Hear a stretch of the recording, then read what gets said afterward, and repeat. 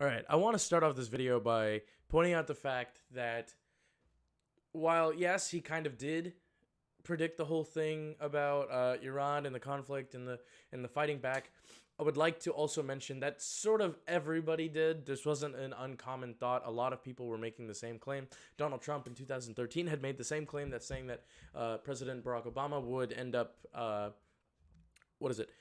firing back at Iran in order to kind of push for his second election, his re-election actually. And so I thought that was interesting. However, this article is still interesting for several reasons. And so I'm going to go into it really quickly and then I'm going to show you. So firstly, the part that really matters is the fact that he was claiming, let me find it here. Actually, why not just not what I'm gonna do, and I put the link to this article in the video description, so you should be able to find it. So his claim was this: since Trump so also I should mention right now, this was written in September 2018. This is around the time that the trade war really had started to begin, and there was a lot of there was some conflict here. And remember also at the beginning of this paper, you're going to see that they're talking about what our interest rates were at the time, and as a result of that, and he's not. I don't think he was predicting it. No, he wasn't. The modest financial 2% growth rate is under by 2020. Model fiscal will pull growth from this. Yeah, and this is what we're seeing. We are seeing a decrease in what is it? In fucking growth. Sorry.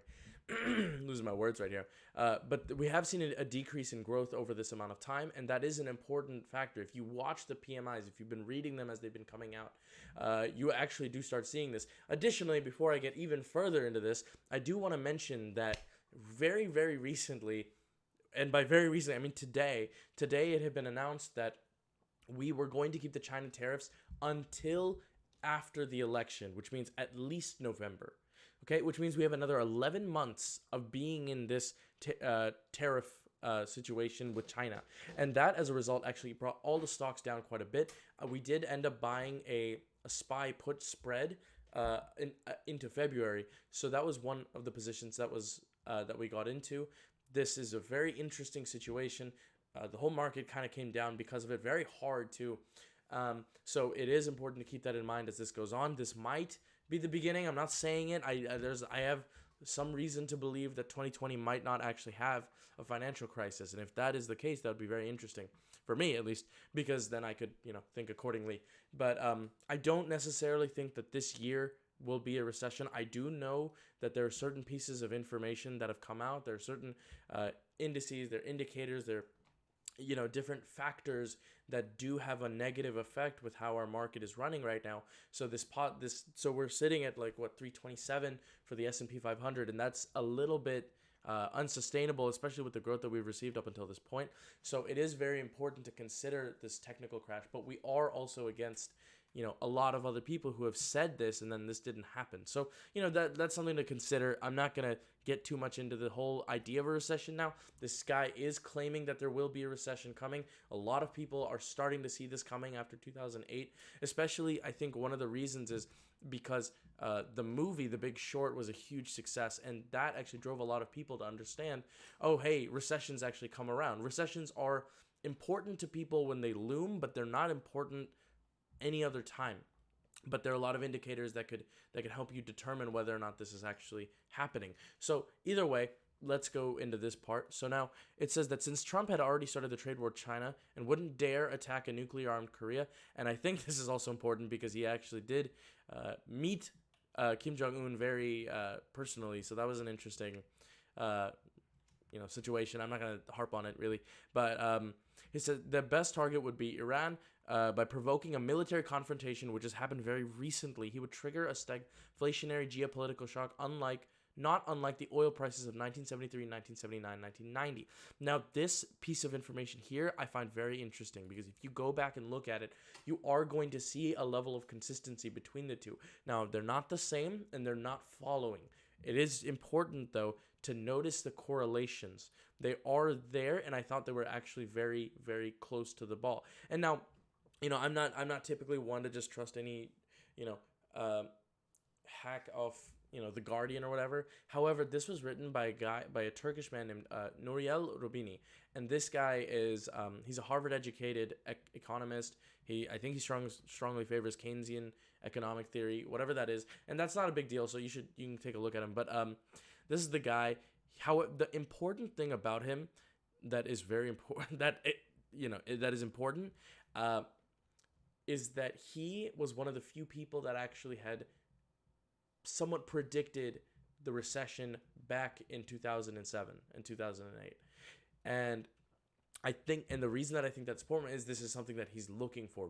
He's a very well regarded economist as well, so it is very plausible to trust him. He has a lot of information backing his claims here. I think that he might be off by a year. It's possible, but I also think that Trump attacking the Fed growth rate was very it was very common. We saw that extremely hard in 2019 because of him pushing for lower interest rates over those last 3 successive times. So I think that's really important to keep in mind that he is fairly consistent with this. And now he asks a question. This is something for you to. It's a food for thought kind of question, which is saying how will he behave in the election year when the growth has likely fallen below 1% and the job losses emerge. Now, this hasn't necessarily shown itself. However, I think now more than ever is the best time to start considering whether or not he's right, because we don't know. We haven't seen it. The reports are not out yet. We are starting to see them. You need to start charting them yourselves. And they're all here. They're all on Econoday. You go to Econoday, you can see it. They print out, they report everything every single week. They report something new. So it is important to watch. Right now, it's Tuesday, and so what do we have coming out? We have the PPF only, the Empire State. Okay, so actually, maybe inflation, business inflation expectations are kind of important because you want to weigh the inflation against the GDP growth over a certain amount of time. But regardless, I think it is important to consider these pieces of information. Watch growth because we are seeing. It's very clear that we're seeing everything starting to contract a lot, and then we're also seeing potential job losses emerging, and this was negated by the fact that of the tariffs, right? We had more domestic production, but we are seeing a contraction there as well. So I think with all of these things in mind, I think that you have to start looking at these slight details. So look at the unemployment rates, look at the growth, the CPI, the PMI, these pieces of information that are slowly released and packaged into the world are extremely important because they're the way that we collectively tend to think about everything, the market and all that stuff. And then additionally, I think this last statement is actually very important. We lack the tools to fight it. I don't not agree with this in any way. I think it's very, very true. I think that one of the biggest things that we just lost is the ability to continuously lower the interest rates. Because if we keep doing that, if we push the interest rate to zero right now, then when the markets do begin to start contracting, we will not have a tool to do anything about it at that point. We typically save those for once we're at the lower bounds of a recession. But if this happens, we will, and if we do that, then we're not going to be able to do anything about it, and that's the thing. And you can't just do it. I mean, if lowering interest rates to zero were the panacea to all these types of things, then it would be a very easy solution. But it's not. It's not that easy. And additionally, you can't consider necessarily past information to confirm future information because past confirmation compounds on top of itself.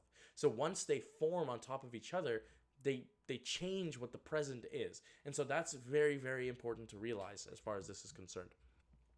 And so, yeah, I think that we are lacking quite a few tools. We don't have anything anymore. It's uncontrollable at this point. We don't know if it happens, what are we going to do? That's the thing, right? Yeah, I mean, short the market. That's what everyone says. But how? What do you do it, right? So I think that is important. Like, we don't have the instruments necessarily to protect or short the market in this way.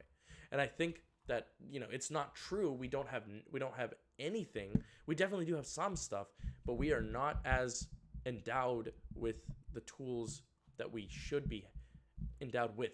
We didn't save enough stuff. And so now this is kind of a flailing effect now you're going to start seeing. Today was a very choppy day if you look at the market data today. just watch out for what's going on over the next 2 weeks. I say 2 weeks. Just watch and look for anything weird. So, for example, certain things just skyrocketing or coming down really hard. So, for example, we entered Disney because of their massive spike today, and then FedEx also took off as a result of them being approved by or unlisted by Amazon. So you can look at the news with that. But yeah, so I think that's all I have in this video. Thank you guys for watching. I will see you guys next time.